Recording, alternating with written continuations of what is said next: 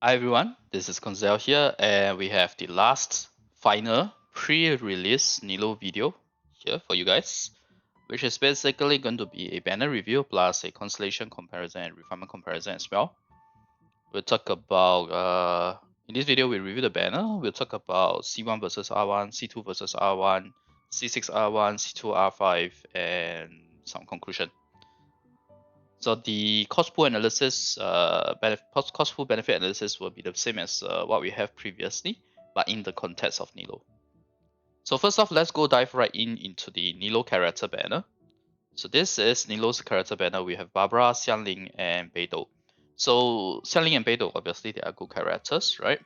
Barbara as well. Barbara will be the Kokomi substitute in my Nilou comms thus far.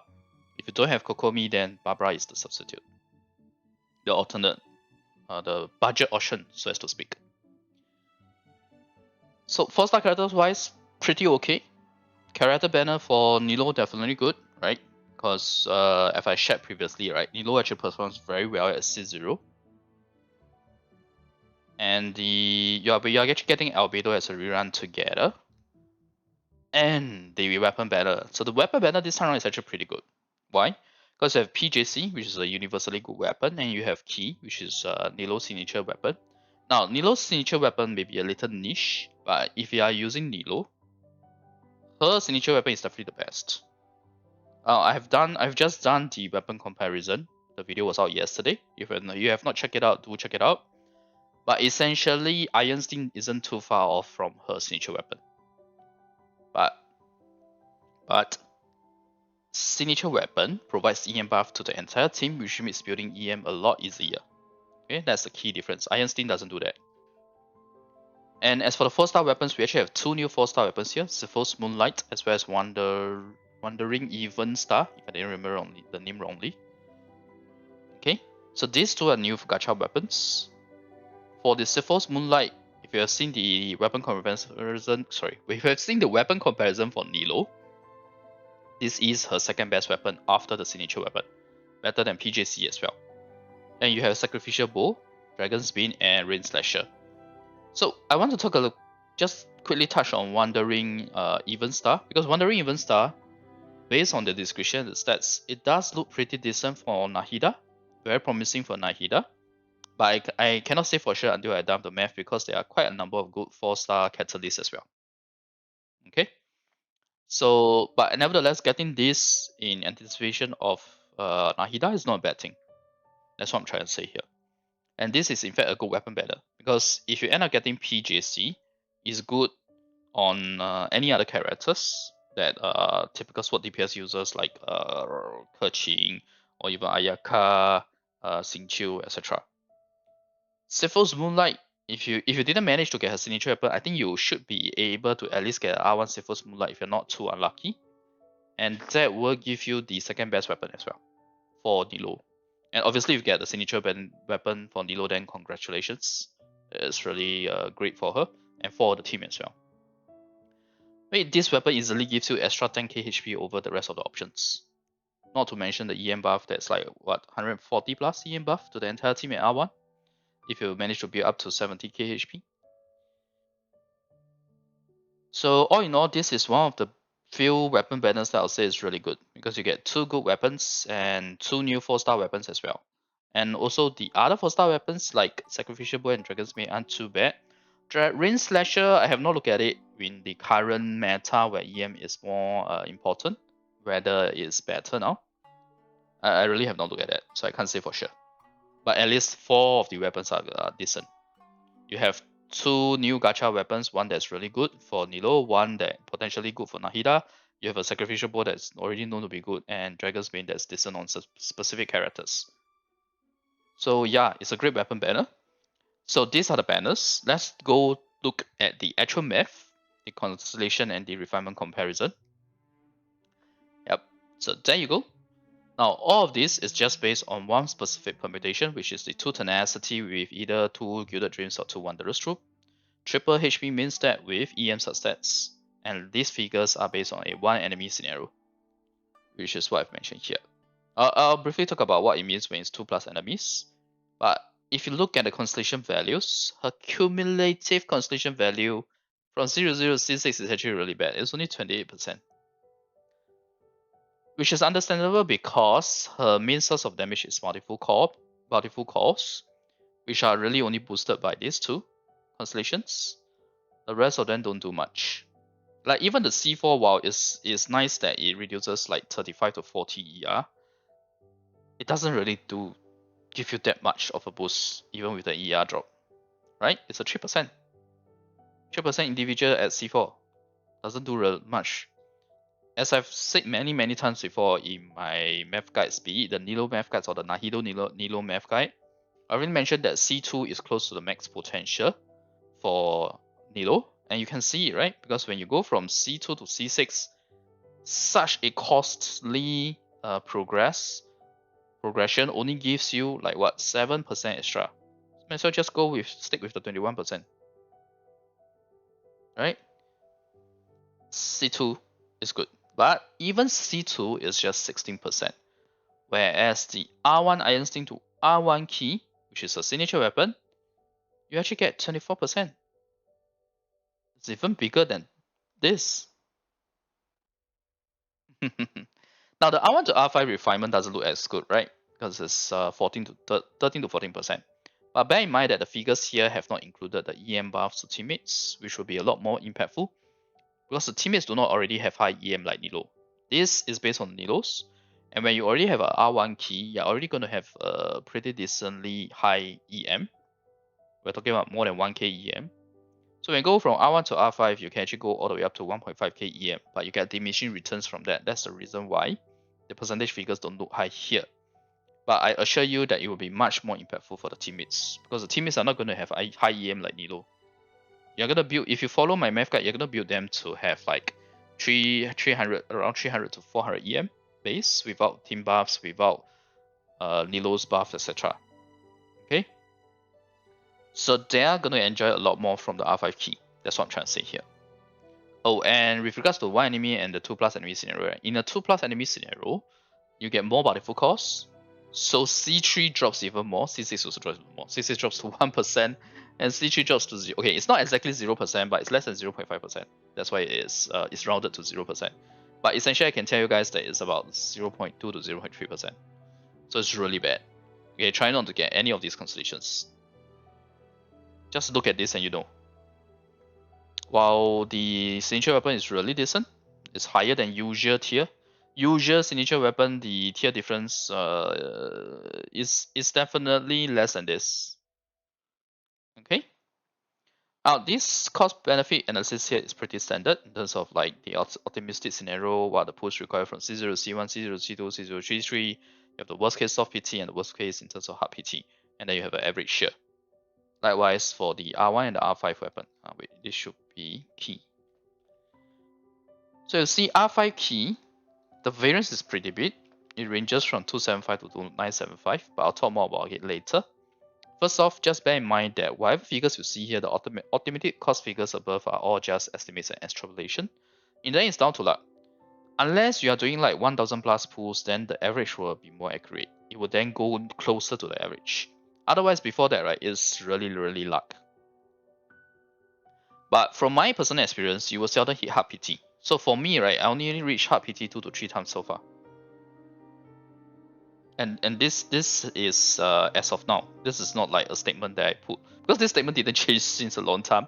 But it's true that I still have not hit more than I have not hit hard PT since then. Okay, so I'll say the average figure here is really an average between the optimistic and the worst case of PT, which by the way is not too far from simulations fair in Reddit when Genshin was first released. Okay, so let's talk about C1 versus R1. I think the answer should be pretty straight for you guys, right? If you have already looked at the percentage figures. C1 is a boost of 4%, while R1 key versus R1 Iron Sting is a 24%. Now, R1 Iron Sting and R5 Iron Sting, there's not much of a difference, so that's why I'm using R1 Iron Sting as a comparison here. Even if it's R5 Iron Sting, it's still 24%, because it's rounded. So it's pretty straightforward which to go for. You get 6 times the value, right? 4 versus 24. For 10 lesser pools in a optimistic case scenario, or 45 more pools in a worst case scenario. In terms of average, it's only 15? No, 17.5 pulls. So you, at the risk of going for 17.5 more of spending 17.5 more pulls in average, you get 6 times the value. So definitely her signature weapon over C1. You should definitely get R1 before you get C1. Now, the above is obviously all of the analysis. The above and all of the analysis here is obviously assuming that you are willing to use your wishes for advancing Nilou further. If you are limited on resources, I would actually recommend saving for Nahida because Nahida is coming right after Nilou. And I have talked about how good the weapon banner is earlier, right? And spent some time talk about the 4-star weapons, the 5-star weapons, etc. So it's actually one of the few banners worth risking the pulls on.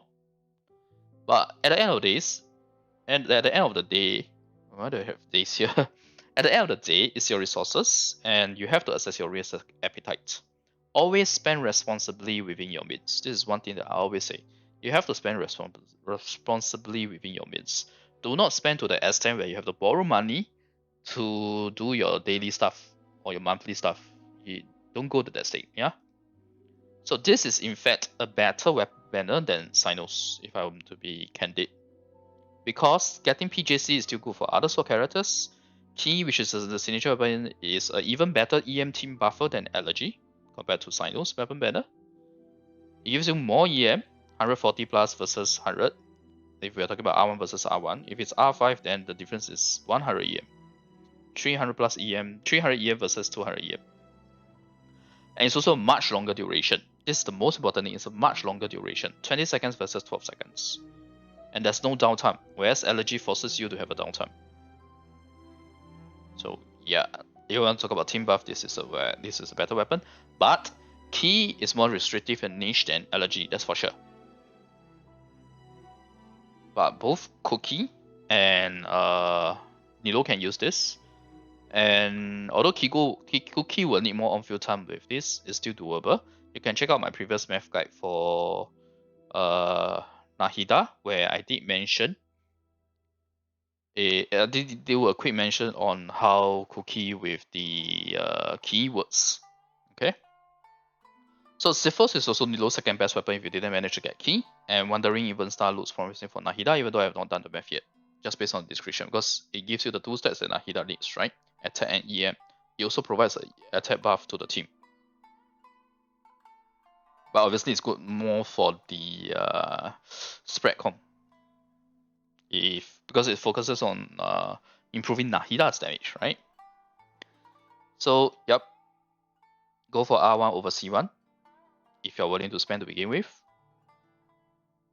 Now for C1 to C2 versus R1 or even C2 versus R1, C0 to C2 versus R1, R1 still provides you better value than 4% versus 16% or 21% if you're going from C0 to C2. Now, to be fair, the percentage figures have not included the team DPS boost from the C2 resistance shred effect, but likewise, they also do not include the EM team boost from R1 too. Now, granted, resistance shred may have a bigger impact in terms of the team DPS, but to be honest, I'll still recommend R1 before C2 because C2 costs you more, right? Worst case of C2, you may end up with 300, best case 130, but R1 key, best case 55, worst case 195. No matter what, it's still cheaper. Average wise, it's also better, 215 versus 125. So you should definitely get R1 first. And if you want to talk about C1 to C2 versus R1, then the same thing applies for C1 versus R1. Okay, this portion here. This portion here in terms of the pools. Oh, and another thing to consider is that you can get her C1 and C2 from rerun banners in future, and possibly along with new 4-star characters. Because if you end up getting C2 Nilou already, and there's a future rerun banner with a new 4-star on her, and if the other character on the rerun is also someone that you don't need further constellations on, then you're kind of screwed, right? Because getting C3 Nilou is very, very painful. It's a freaking 1% or even 0%, 0.2 to 0.3% in a 2+ enemy scenario. So you do not want it, okay? You do not want the C2. So it's not a bad thing to leave yourself a bit of room for future constellations or future improvements. Because another thing to take note of is that the chances of a signature weapon being on a good weapon banner again is slimmer in my opinion. We don't know, right? Because we don't know. Maybe on a double rerun banner, double rerun for 5-star character, and you get 2 different signature weapons, 1 key and maybe some other signature weapon that you may not even want. Then you're in trouble, right? Compared to a level like PJC that's universally good. So yeah, between the two, this is another reason why I think it's better to go R1 before C2, even if I put aside the percentage figure, which is already a clear indicator which to go for. But if I factor in this factor, I would rather take my chances with future character rerun banners than future weapon banner. Future weapon rerun versus future character rerun, I'll take my chances with future character rerun. Alright? Now, while there are good 4-star characters on her current character banner, there are also 1.0 characters that are there since 1.0. So if you have been playing for some time, high chance you have C6 of them already, then the value of the character banner is even lower, right? Then all the more reason to go for weapon banner if you can spare the resources. Now, with all that being said, right, remember that there's a chance to not get key or PJC if you lose the should I call it soft PT? No, if you lose the 50-50 guarantee, or in this case it's like 37, 36, 33, 35. Yeah, maybe 33. But at least you have 2 in 3 chances to get something you want. And if you're someone who have been avoiding the weapon banner, it's not too bad to get, even if you lose the 50-50 or the 30, 33, 33, 33, and get a standard banner 5-star weapon, because some of the standard 5-star weapons are still okay. I mean, people trash on them, but I don't know whether people realize that they're still better than 4-star weapons. Okay? The way I see people trashing on some of the older 5-star weapons, I don't understand. On the standard banner, okay? I know Vortex Vanquisher. I'm not gonna talk about that because that's not on the standard banner. Okay? Yeah. Rip Zhongli's signature weapon, right? But anyway, at this point in time, his signature weapon is more like Staff of Homa anyway. Alright, so that is in terms of the more of the low spender category. Let's go more into the wheel category. C6 R1 versus C2 R5.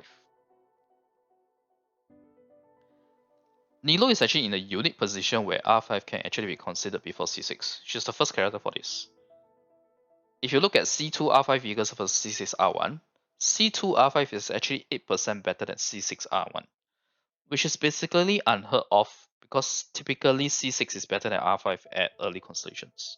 You see me doing all the different math guides if you've been following me for some time. You know that I always say you should get C6 before you even consider R5. It's always C6 R1, then C6 R5. But for Nilou, her later constellations after C2 are all so bad,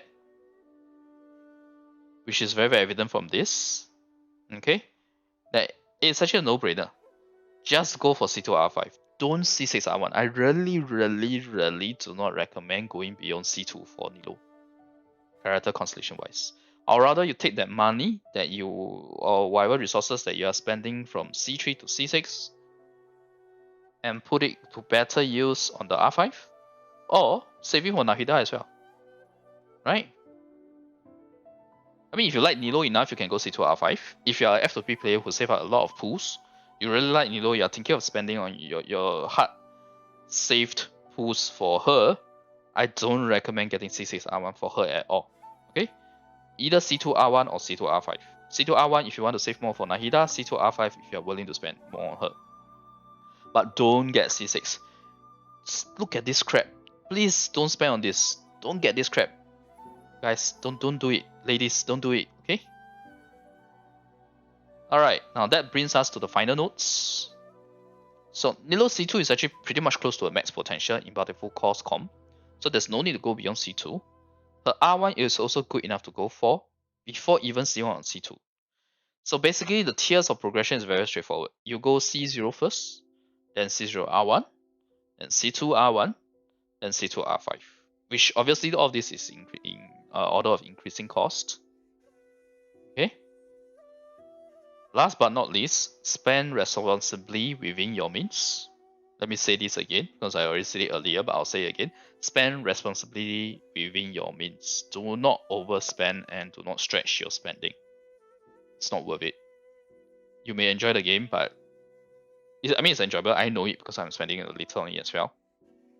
Should I say a little? Spending some on it as well. I have not C6 R5 character for very long. Okay, I have not put R5 for almost a year now. In fact, but remember that you also need to save for Nahida. Well, I've given you all the tiers of progression, right? Remember that you need to save for Nahida. So take that into consideration when you decide which tier here to go for. Okay. So this actually brings us to the end of the Nilou math series on the math videos or the pre-release videos. I might do one more pre-release video where I show you guys what are my prepared artifacts for Nilou. Maybe we'll do that. But any other Nilou video after that will really be the post-release testing, etc. Before we resume the Nahida math series, because there's so much to do for Nahida. Now with the recent beta changes, so many options are open up. Burning, Burgeon, and I have not even done Hyperbloom, etc. And then within the existing ones that I've done, you can also look at single Dendro, right? Single Nahida, since now her Dendro application is much stronger. She's strong enough to be the solo Dendro applicator right now. So that's that. Alright, so I hope this video has been helpful to you guys. Yeah, remember the tiers of progression, okay? So if you like the content, remember the video and click subscribe for more. Thanks for watching. Bye.